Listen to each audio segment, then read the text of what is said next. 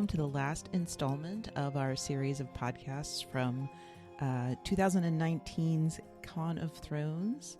This was the panel I was most afraid of in the beginning, and maybe most enjoyed by the end.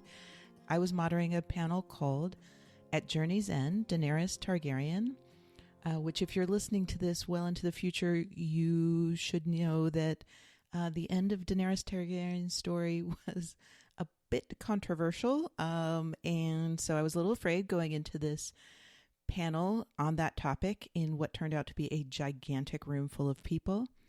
But my co-panelists were amazing, and we actually had a really great time. My co-panelists are Bridge 4, Quinn Howard, and Casey Zuccarelli, and I really enjoyed chatting with them. I will put links in the show notes to ways to find them online, and I hope you enjoy the panel.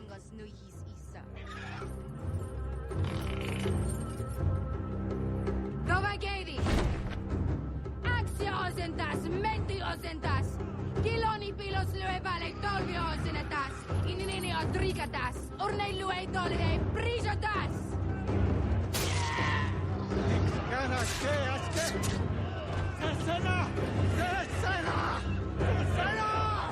Dracarys.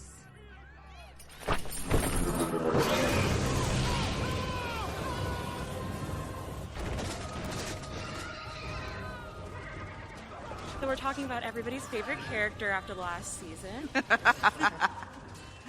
Okay, I wanted to start by everyone introducing themselves on the table and saying kind of how you got here and what your relationship is to Game of Thrones / A Song of Ice and Fire. Go ahead, Kevin. Hey, my name is Kev. I'm Bridge4 on YouTube. I'm here because I absolutely love the characters, their stories, their flaws, everything about A Song of Ice and Fire, and the show Game of Thrones. Ramin Djawadi, I think I pronounced that wrong. But yeah, that's why I'm here. I love this. I guess, no, above all, the real reason I'm here is because I have so many friends in the community, and they're all coming here, so I wanted to come too. They're probably out there, they're probably not, I don't know, but that's why I'm here. My name's Casey. I'm part of the Vassals of Kingsgrave podcast. I just started watching the show one day and ended up loving it so much that I read the books, and then I got involved in this really niche group of people online that do a podcast together. And yeah. My name is Quinn. I have a YouTube channel called Ideas of Ice and Fire, and I cover various science fiction and fantasy books. I started with A Song of Ice and Fire. That's why my channel is called Ideas of Ice and Fire, obviously. Yeah. Hey, my name is Daphne Olive. I do not officially cover Game of Thrones or A Song of Ice and Fire. I am a jewelry designer. I'm also a podcaster. My main podcast is called Fathoms Deep. It is about another television show, Black Sails. My other podcast, which is younger and still very active, is Can I Just Say, where we talk generally about literature, film, television, including Game of Thrones. I also am, as of very recently, a television story consultant working with the creators of Black Sails on a new show. Ooh. All right, so let's start. I want to start with, an easier question.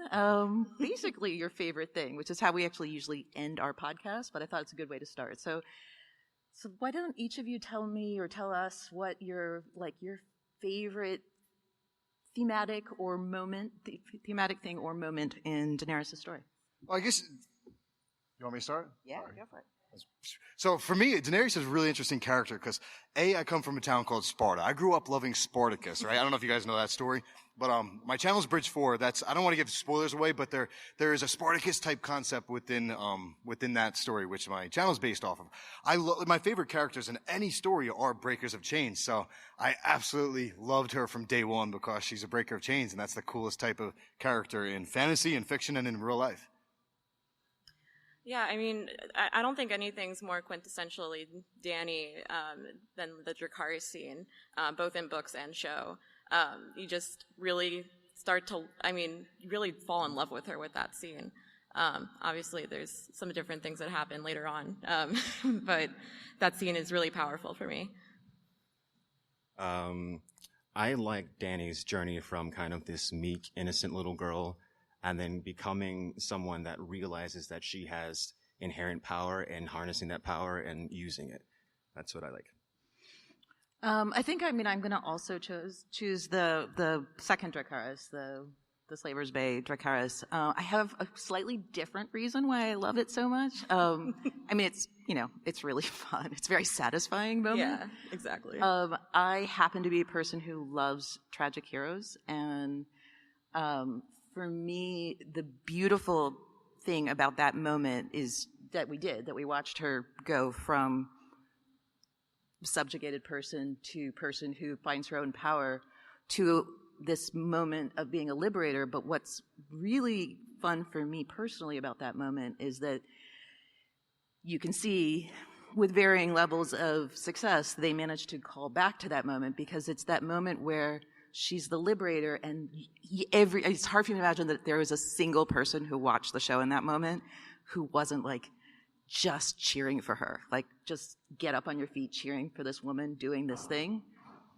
And at the very same time, there are moments later on in the show that I felt like had to happen. They where power starts to overtake her, and where that exact thing that was the moment where you're so exalted was going to be the moment that you were going to have to reevaluate with time and start thinking, wait a minute, power in the hands of a good person is amazing, but this level of power can also be terrifying.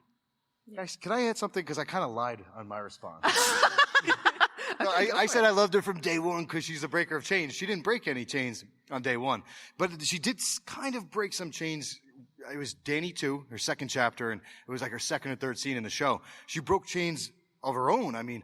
Or she started to. She didn't really break them until she was out in the Dothraki Sea and she got off her horse. But when I personally think that she has a working bond with that silver filly, that the number one horse in the story. Sandra's horse is pretty awesome. But when she gets on that horse, there's a line that sticks out to me that I never really hear people talk about, but it's that, she's like, she wasn't afraid. Perhaps for the first time in her life, she wasn't afraid. And I think part of that's her absorbing some of the silver filly, but even though that does take away from her own growth.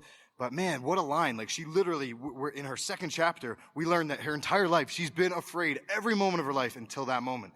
Can you imagine? Yeah.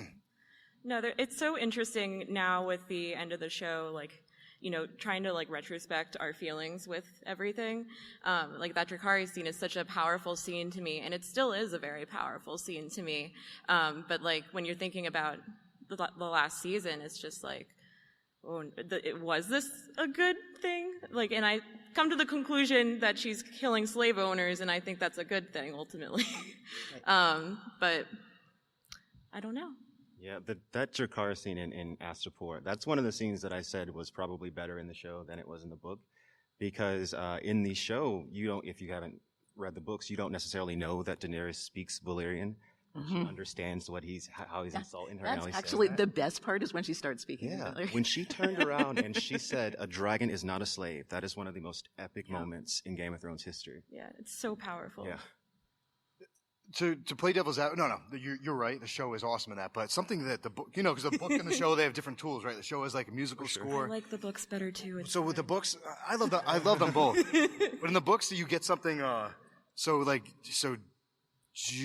Barristan comes up to her and he says something like, "It's better," because Barristan does not want to do it. He's like, "It's better to be a beggar than a slaver." And she's like, "What do you know about being either?" Because I've been both, right?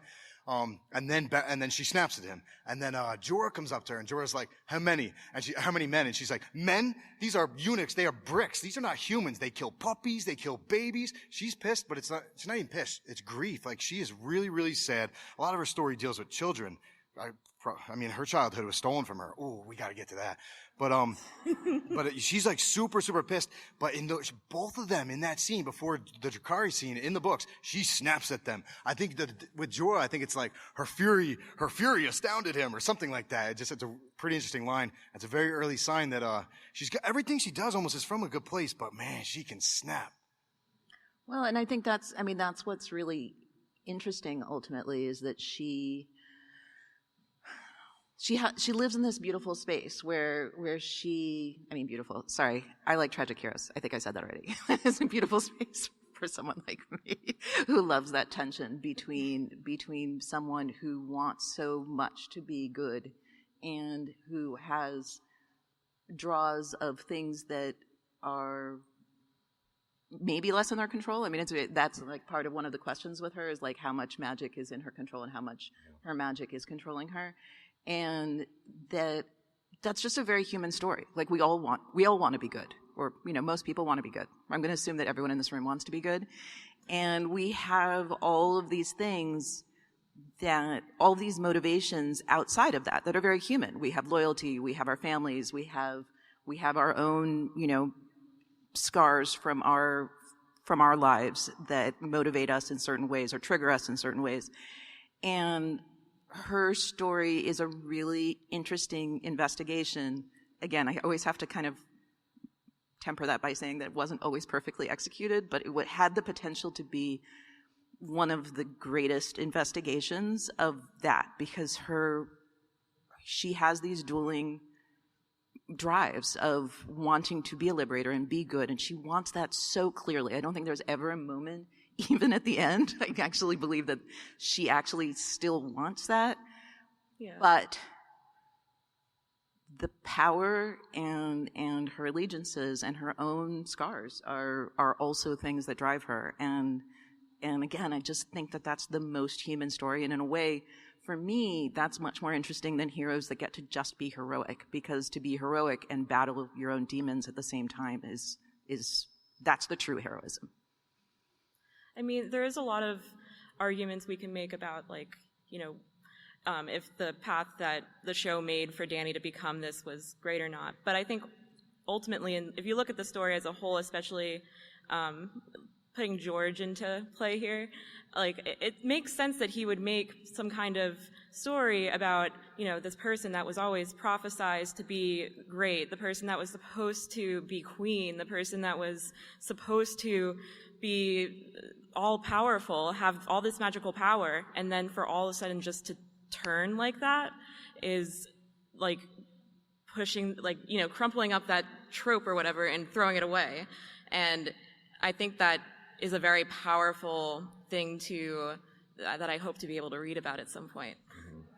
I would also like to read about it, because I guess I was going to be careful about the ending, but now we're just going with it. There's like Yeah, we're going with it. There's a passage in A Clash of Kings where Daenerys is saying something like, I have no wish to burn King's Landing to a smoking ruin. I want to help the people. Mm-hmm. So it makes it more powerful if George R. R. Martin does do that in the books, and you see her kind of become this. You know what I mean? Because it would be like, how did it get this far? I tried to do so many good things. I tried to help so many people, and still this has happened. Right. No, and I think, I mean, it will be hopefully interesting to see how he does that, because he is so good at subverting even the tropes that he established. Yeah.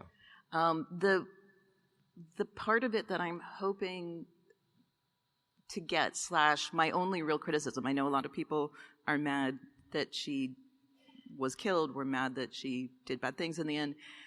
My only argument as someone who likes to analyze how television is made is that my only real argument is that they took us out of her point of view.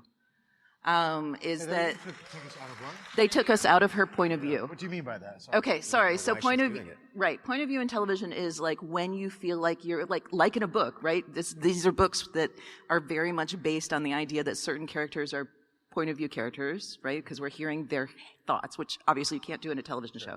But there are a lot of mechanics by which you can recreate that when you're doing television or film. And so the fact that in The Bells, like, we had been in her point of view a lot, even in season 8, although I feel like a lot less than in earlier seasons. But the fact that the moment when she does take this dramatic turn, we're not with her. We don't actually, like, the show, you know, kind of gave us a checklist of things that, like, might have made it happen, but we're not actually experiencing it with her, and that's what it means to be in someone's point of view. And so that is a way that visual storytelling gives you sympathy for a character. And so what happened in the story is that she shifted from being a subject of the story to becoming an object of the story. She became, at that point, a force of nature in a way, which may have been their point. I just don't agree with that as a good way to tell her story. So she became an object for the other characters to deal with at that point. Yeah. And I feel like that was just a wasted opportunity with a character that we had spent so long being deep inside her personal conflict, and such a meaty, important personal conflict, for us at the very end of that personal conflict to have not really get to be with her for that was very sad for me. And that conflict is at the heart of...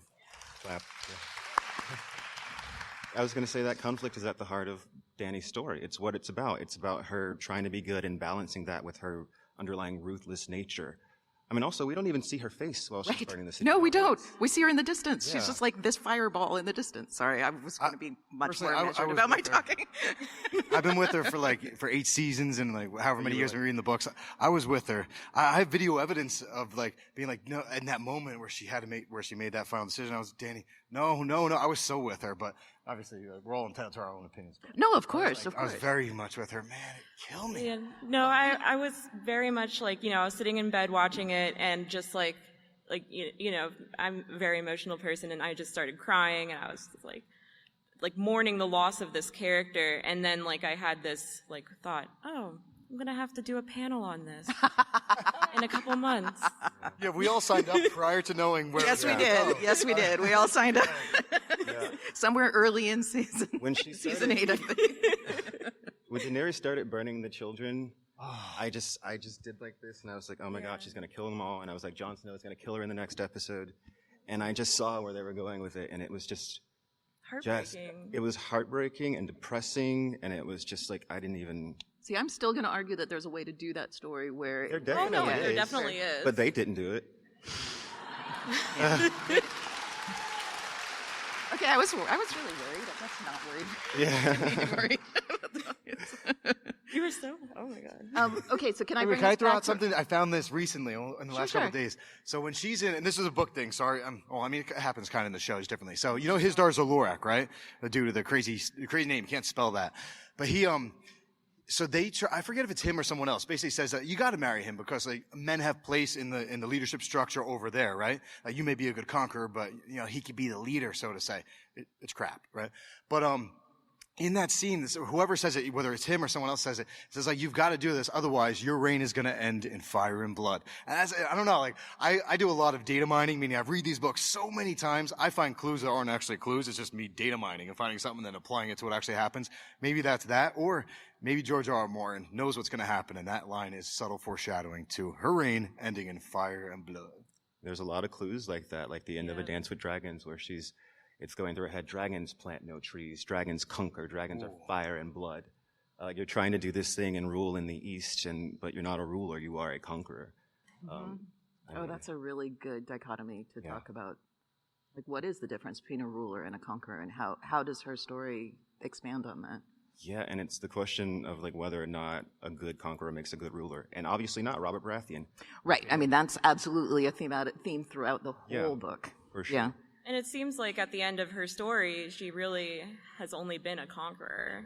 The ruling, I mean, show-wise, I think that it was a little bit different, but in the book, we really get to see how she's ruling, and it's, there's a lot of things that aren't really going well. She's kind of forced to marry, and to like be approved from the wealthy people there that she was originally fighting against, and it seems that will be her end game. Well, I would like to posit that, like, there is actually an argument that possibly ruling is less effective for storytelling than conquering. Not that I'm advocating that. I was just thinking that I was like, yeah, when she's trying to rule is actually her most boring time in both the books and in the show. Daenerys took a lot on her shoulders. She went to the East, tried to get rid of the slave trade, totally destabilized everything, messed up the economy. And I mean, it's just a really difficult situation. And there's even a point in the books where former slaves come to her and they're like, can we sell ourselves back into slavery? Oh, God, I remember that. It's like, how do you deal with that so that's... Yeah, and I don't have the answers. Yeah, exactly. So she's dealing with she's making really hard decisions, some of the hardest decisions of any characters. Well, and it's interesting. I was just talking with a friend about totally different storylines, but we were talking about Tywin and Tyrion Lannister and how, like, basically the people who end up ruling, who end up, doing legislation and making choices on how to, like, keep people fed and stuff like that, end up in these stories being the ones who are unnamed. They are the ones who don't end up in history. Yeah. The conquerors are the ones who end up in the history books, but the people who actually just like make sure that sewers work or things like that, they never end up in the and I would argue that is also part of her story, that it's not just about riding dragons and being the mother of dragons, but she does. I think Casey, you brought this up, right? When we were in our notes ahead of time, like this, she's a Targaryen. Like, she's not just like a random woman who had been sold into marriage and had horrible things happen to her and happens to have magic. She is a Targaryen, and she's the last Targaryen. So, that, like, do you all want to talk about that a little bit? Like, how that is part of her storyline? Well, there's so much legacy to, like, live up to, especially if you've read Fire and Blood. Like, there's so much history behind the name and behind where they came from, even in Valyria. And, I would feel like it would be a lot of pressure to live up to that. And I think that, Dany wants to live up to that. She really channels her Targaryenness, even when she seems to be fighting it. Like, she is a very powerful, especially when she gets the dragons, like, just really embracing that she is the mother of these dragons and that they're her children, and she's going to, fly with them and be with them. I think that in the books, there is a bit of evidence that Dany doesn't really want to rule that much. Mm-hmm. Ruling the Seven Kingdoms was Viserys' dream.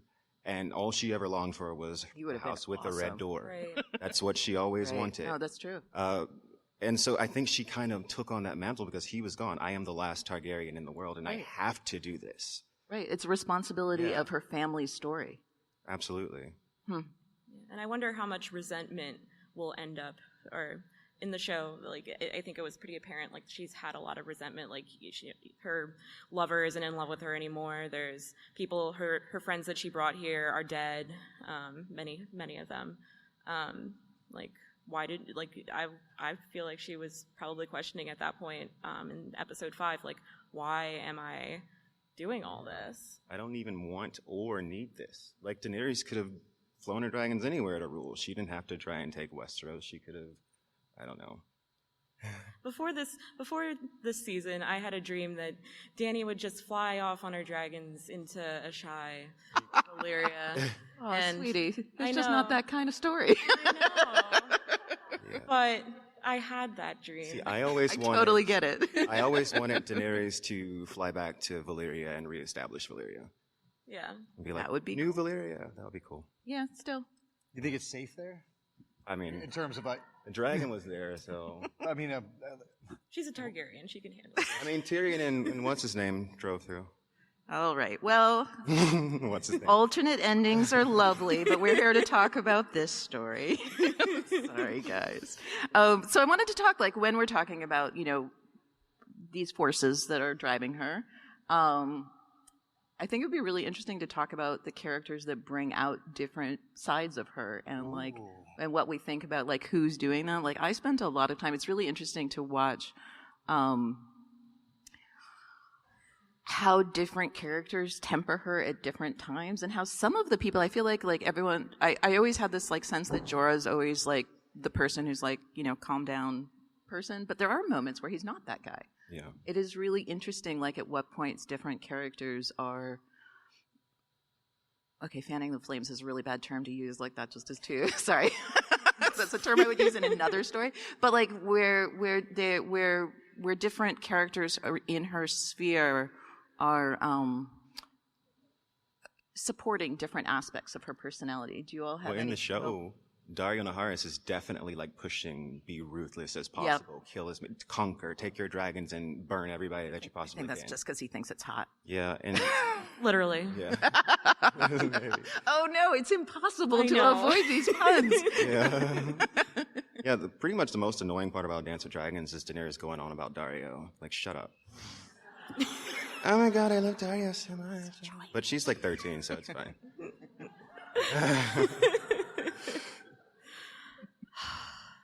Can I mention a couple things just about Jorah, because you said people who influenced her. Absolutely. So obviously Jorah was, at least in the show, we don't know how exactly it's going to go down in the books. That was a huge loss for her. Would she have made the same decision if he was around? Well, part of why she was even in that place emotionally was because she lost him, and among other people.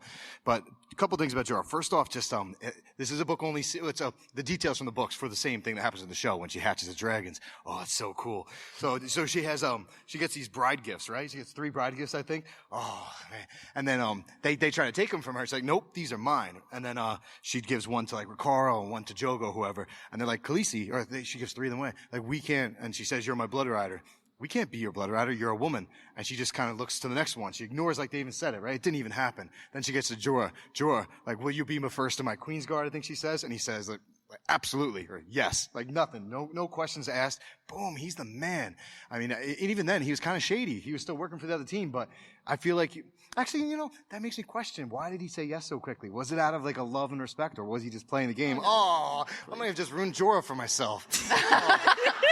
Well, I mean, except that, I mean, this was something I was saying also to friends this morning. Like, I think that for me in the show, the end of season 1, when she, doesn't burn and has baby dragons, and that's amazing. And I think that one of the coolest things is like his devotion at that point, because that's the moment for me. And I feel like what's amazing about that is like we would all be there anyway, right? That is an amazing end of a season. But because we are watching it partly through the eyes of someone who is Westerosi, that adds layers to our own excitement of that. And the amazing thing is that from that moment on, I 100% believe that he was hers from that moment. And it was really neat for us. And I think it was a really great introduction to how magic was going to become more and more part of the story, for us to watch a Westerosi react to that moment of saying, okay, like just basically he's just like, okay, everything has changed now. Yeah, I think I remember now. I think he didn't say yes, he didn't say absolutely. I think he said, you have my sword and you have my life if it should come to that, or something like that. And it seemed genuine, or at least it's up to our interpretation. Who knows? Once you see somebody walk into a fire and come out with dragons, Yep. I mean, who knows what could exist? I mean, Exactly. like I feel like demons, you're feeling a lot of gods, emotions. all manner of things. No, it's right. It's incredible. I mean, it's like the episode before that we had Ned lose his head, which was like, okay, this story is different than most stories. And then we have that, and it's like, okay, now all of the rules have changed. Yeah. And also, it's kind of interesting, like as a viewer, like you're probably viewing it this similarly to how Jorah is viewing it, because we don't live in a real magic world, and Jorah at this point doesn't either, and so it's just like we're kind of channeling him at that point, and it makes Dany all the more powerful in that scene. Absolutely. I love the way that chapter happens in the book. It's so interesting and cool. There's a lot of mystery to it. She wakes up from this weird dream, and then she specifically sets up the pyre. It specifically says that she lays the wood from ice to fire, and that's really an interesting bit of language. And then there's specific places where she places the eggs at the head, at the heart, and at the groin. And there's just a lot of symbolism. And she, even when the flames are burning, she sees shapes in the flames, which is very interesting because we know other people can see things in the flames. So it's curious as to how she knew to do this, because she wakes up, she knows her baby's dead, knows exactly what she needs to do. It's almost like that knowledge was implanted into her mind somehow. Yeah, there is a very interesting relationship between her subconscious and her conscious actions. And I think that's a really interesting thematic thing You as speak well. of her not being afraid. That was also after a dream. Every time she dreams, something changes about her in the first book. Yeah, I will not look back. Yeah. George has been on record as saying, granted, I got off a website, but he says that he wanted her magic to be half instinctual. Oh, I didn't even know that. That's cool. Yeah. It's like my guy Brandon Sanderson. Oh, no, my guy's George R. R. Martin, but also Brandon Sanderson's another great author. He has very scientific, calculated magic systems. But George, he wanted read the full quote. You'll like it. It's pretty cool. That's interesting. So there's like an almost 'Cause embedded. I mean, we know that it is embedded in her There body. have been- and Only death can pay for life. That seems to go into most magics, potentially all magics. But then above and beyond that, there's things like love and hate. Like she even says to she either says or thinks it in that final scene, Daenerys 10. She's like, there are powers older and stronger than hatred. And to me, that means love. Like she's sort of, so you're leveraging love, you're leveraging life as a source or you're leveraging taking someone's life to hatch eggs. So I don't know, it's a very complicated magic system, but it's beautiful. And Daenerys, she wouldn't be the first magically gifted Targaryen girl. Daenerys the Dreamer foresaw the doom of Valyria. And so it's interesting that Daenerys is also having these prophetic dreams, and they have similar names as well. So I wonder if that was on purpose. Yeah. No, I bet it was. that is really interesting. I mean, and it has a really interesting kind of mind-body aspect to it, that we know that her body is tied to her magic, but the idea that her subconscious might be tied to her magic as well is really interesting. It was her connection with those eggs, her being in contact with them, that awoken them somehow. We don't know exactly how. It's a bit esoteric, but It's fine with me. I like my magic that way. Yeah, same here. I also wonder, like, how much did all this dreaming and this magicalness with the dragons, like, how much of that affects her psychology? Because, I imagine that could really go to your head. Like, okay, I'm supposed to be doing something pretty big here, and I guess I have to do that. And I feel like it just gets you in a mindset. Yeah. And it is apparent towards the end where, like, she just kind of snaps. And sorry, I keep doing that. And yeah. And she's got all these people coming to her saying, you're special, and you gotta, like Quaithe in the book, gotta do this, you gotta do this, you gotta watch out for these people. And then it's interesting in the show, she's like, I was born to save the world. Why wouldn't you believe that? If you walked into a fire and you got dragons, you've heard all these prophecies about you, it seems like you're fulfilling this great destiny that's been prophesized for thousands of years, and it seems like it's you. Why wouldn't you think that? Totally. I mean, that seems like walking into a fire and coming out with dragons seems like a confirmation that I'm special. I don't know. A little bit. Right, but then you get exactly back into where we started this conversation of, like, what does specialness mean? What does that allow for? What, the kind of larger philosophical and ethical questions of, like, where does that take us then? Because that's exactly why I find that her storyline, if not always perfectly executed, I'm sorry, I just keep having had that. If not perfectly executed, her storyline is taking us to this place where, because you have to balance out the, like, the moments where you're so excited about all of this to the moment where you question yourself. And the story is doing that as well. It is making us, as viewers, readers, experiencers of her story, it is forcing us to also ask ourselves those questions. And I think that as a reader, I think it even makes us hurt more towards the end. Like, you're seeing somebody who, I feel like there's so many forums and websites just dedicated to, like, prophecies of the undying and prophecies of Dany's dreams, prophecies of Dany at the last chapter in Dance of Dragons.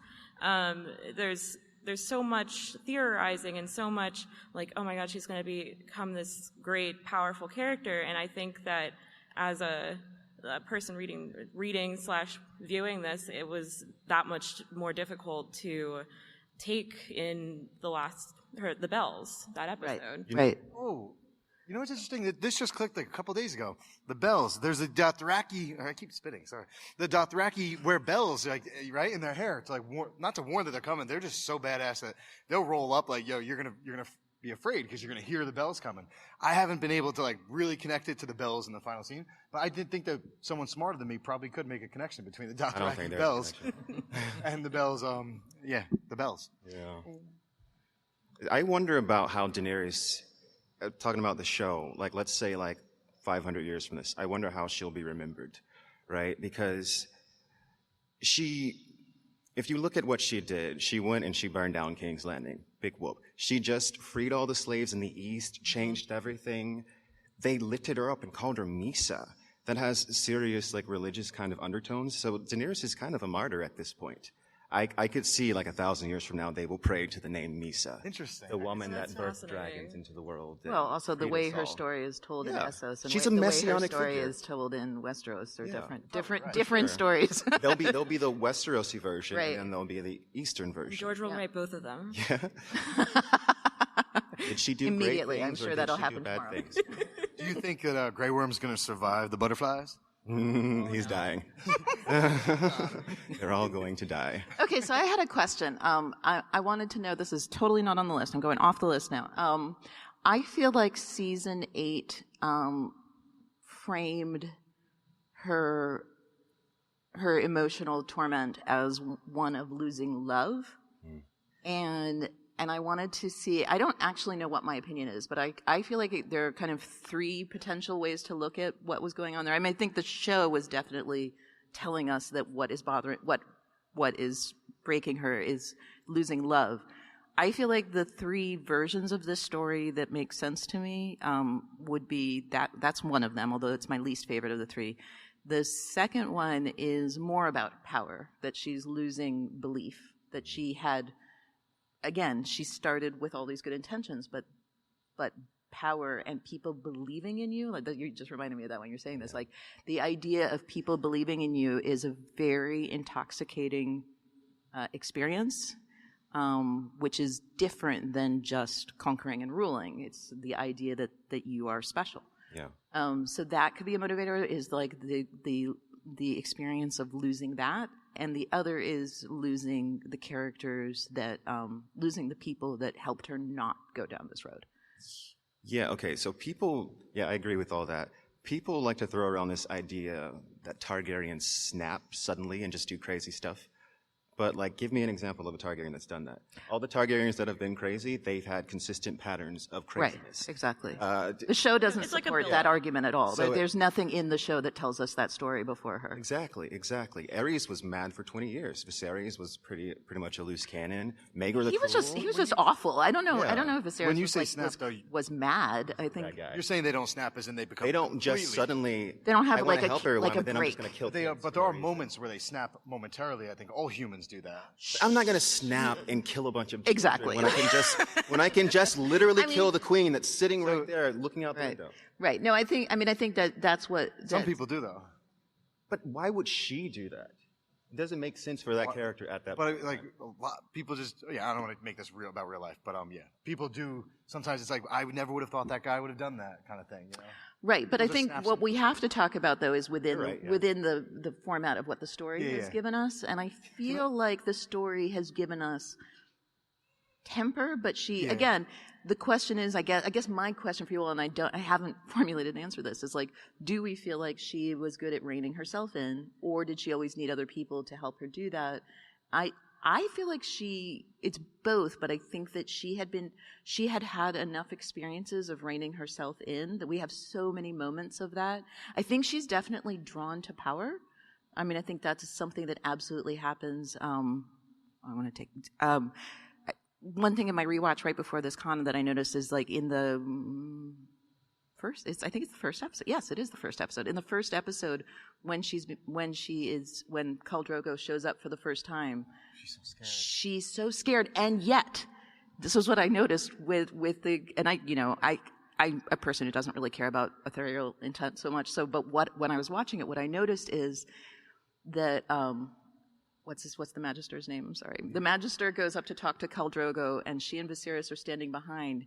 And she starts, even before she's called up to Khal Drogo, she starts walking towards him. And Viserys has to actually grab her hand and pull her back to like say something awful, because that's what he does. And that was a really striking first moment to watch, is that she was almost sleepwalking at that point. And yet still, even though she was terrified of this man, she was somehow walking towards power, which was really interesting. I thought that was a really interesting image. To start out her story. And I don't know, I don't have an answer. And, I guess that could be a criticism of the show, that I feel like the show didn't hand us, not that we need to be handed easy answers, but we need to be handed answers that feel satisfying. Can I throw out a line? This is Yeah, I know do you're it. going for like. Sorry, I know I just like went off The on my show little stuff thing. is what you're going for right now, but there is a line because like it's. You're right. Like I wish they had. There are some other ways they could have built to this in the show. I personally love the show. I thought it was great. But there's this awesome line in the books. I just caught it now. I don't know how I always overlooked it. So she's thinking about bringing Jorah back to him because everything's terrible in Meereen, right? She's thinking about bringing Jorah back. And there's in a single sentence she goes, I could send Daario out to get Jorah or to kill him. Wait, what? Like in the same sentence, to go get him to like, go get Jorah for help or kill him. Like, how are those two even on your head at the same time? They're totally different. But she does, at that point, she kind of has a hate-love relationship. She's like, I really... Sorry. Sure. Keep talking. Like, she kind of has a love, because In the show, it's a little different because they make it like, oh, he's so sad about leaving. But in the book, he's like, I'm not apologizing.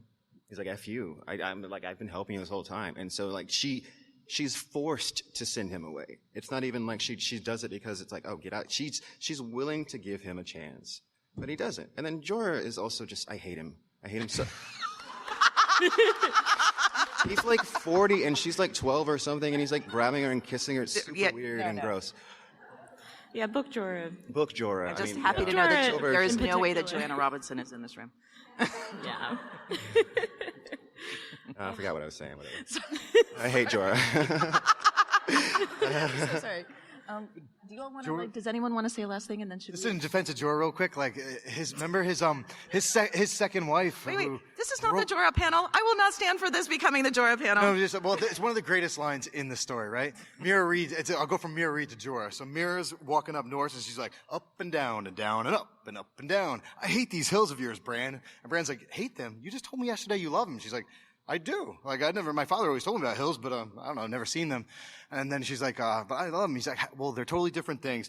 And then Jojen jumps in his solemn voice, and he's like, if ice can burn, then love and hate can mate. And Jorah, that's exactly what happens to Jorah. It's like she asked him about his story. He's like, we all carry our ghosts with us. And he's talking about Lyness, his second wife, who looked like Daenerys. And then at the end of that story, she's like, cause she went to, she's now like the concubine and like headmistress of some guy. She's like, do you hate her? And he's like, yes, almost as much as I love her. Sad. Ice can burn, then love and hate can mate. I still hate him. There's one thing that has clearly come out of this panel. There is one thing we know for sure. Yeah, we can open it to questions. Okay. Would you all like to ask questions? I didn't understand the mechanics of that. There's a microphone somewhere. I think, somewhere down this way. Yeah. Ooh. Do it. Okay, and tell us if you specifically want one of us to answer the question. If otherwise, we'll just all jump on it. Yeah. I don't really care who answers. It can be 4 of you if you guys want. So my one question to you guys is, what did you take away from Daenerys' downfall? For all of us watching, her just kind of growing from, being a child's bride to becoming the, I don't want to use the word savior, but certainly, she gave freedom to slaves, and that counts for something. And, you root for her all this time, and you know that she has all these inner conflicts. Yeah. And so I guess my question is, what do we who were rooting for her this whole time take away from this? Does this mean that, predeterminism is just what it is, and if there's something bad in you, then you cannot fight it? Should we all just give up if we have some, mental health issues that she had, or magic, call it what you will? So, when I watched the show, that was really heartbreaking to me because I identified with her a lot. And what would you say to people like that? I mean, it's a tough question. I've loved this character for so long, and to see this happen, and also for me, seeing how it was handled was very difficult for me to swallow. And, my takeaway is that there's a lot of layers to people. There are people who can get drunk on power very easily, and power isn't like the best thing. I think most people know that, but like it's a very good reminder of stay humble, and power can be a powerful drug. Yeah, I don't know what they're trying to say with this, honestly. I mean, this is the question that I think about at like 3 a.m. Like, what message is this sending to everyone? This is the biggest television show in the world. I feel like I think about it all the time. You can really say something with this, but they chose not to, and it really bothered me. I'm going to avoid no, I'm not going to. I'm going to just say real quickly, everyone should watch Black Sails, because you have very satisfying magic hero stories, and some of them are women. But the thing I am going to say about this is, I think I've said pretty clearly throughout that I don't like the execution of her downfall. I am not against the fact that she has a downfall. The tragic hero is a noble, noble archetype. It is a person who struggles to be good even when it's difficult to them, which is very different than punishing someone. And I think a lot of people have experienced this as her being punished and I think in the execution there is some of that, but there was the potential for her to exist in a heroic space that is usually only male characters get to be. The character who strives to be good despite aspects of themselves that make it hard. And that striving is what I focus on. And the opportunity to have a female character be that person, be that complicated, be that messed up, and not just a villain. I love villains. You know, Cersei's really satisfying villain, right? She's awesome. But to be in that really uncomfortable space of wanting to be good and having aspects of yourself that work against that is usually a space only male characters get to be in.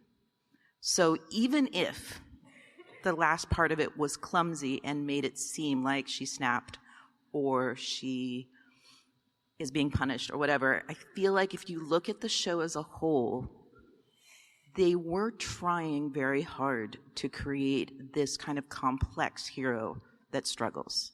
And I really appreciate having a female character be that.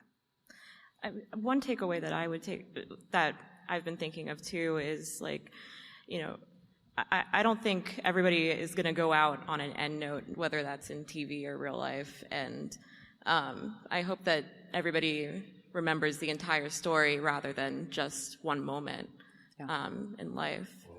So I can't get over the fact that she died begging a man that didn't want to be with her to be with her. Yeah, no, that was so messed up. She's like, that is please so messed be up. with me, Jon Right. Snow. It's like she wasn't angry when he stabbed her. Right. She's just like, oh, sad. Right. I don't know. She should have spit blood in his face.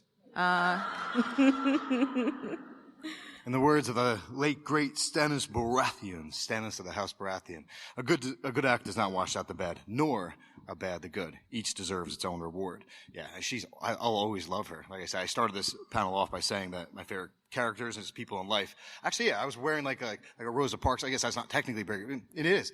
I love Breakers of Chains. So it was a very tragic end, but I'll always love her. yeah. Well, and she was an imperfect breaker of chains. I mean, you could argue that she wasn't always so good at listening to the people that she was breaking the chains of. But that's also an interesting dichotomy. That's also an interesting space to watch a character struggle. Yeah, and I think you're allowed to struggle. Maybe not, you know, Dany definitely took a really quick turn into bad town, but like, you know, you should never be measured by one action, I don't think. You need to be measured by... Even if it's burning children.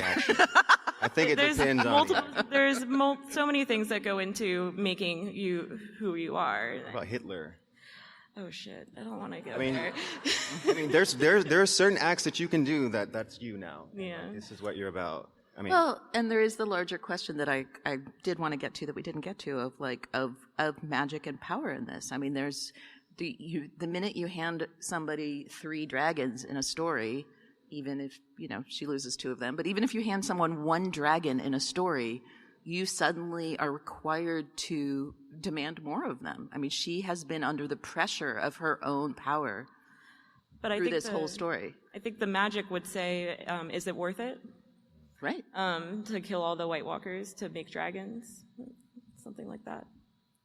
There's a cool line from Miri, right? When I don't know if it's in the books, to be honest, but when Dany yells at her in the show, and Miri's like, well, look at your call and see what life, this goes back to your question, for like the love, power, there's the self-fulfilling prophecy, all those things do play a factor, but for me, since I'm just like that hopeless, corny, romantic, it's like, look at your call and see what life is worth when everything is gone. And so, ultimately, for me, the biggest factor was love, or the loss of the people whom she loved. Yeah. Mm-hmm.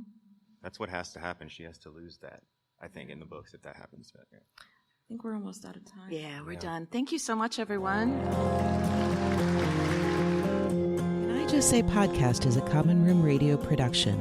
For more information and our other shows, visit commonroomradio.com. To show your support, pledges of as little as $1 a month can make a big difference. Visit patreon.com/commonroomradio to pledge support and access bonus features that are just for patrons. and join the conversation by using the hashtag #CanIJustSay and follow us on Twitter @JustSayPodcast. We request that you keep your tweets respectful and positive, and you can always email us at podcast@commonroomradio.com. Thanks for listening.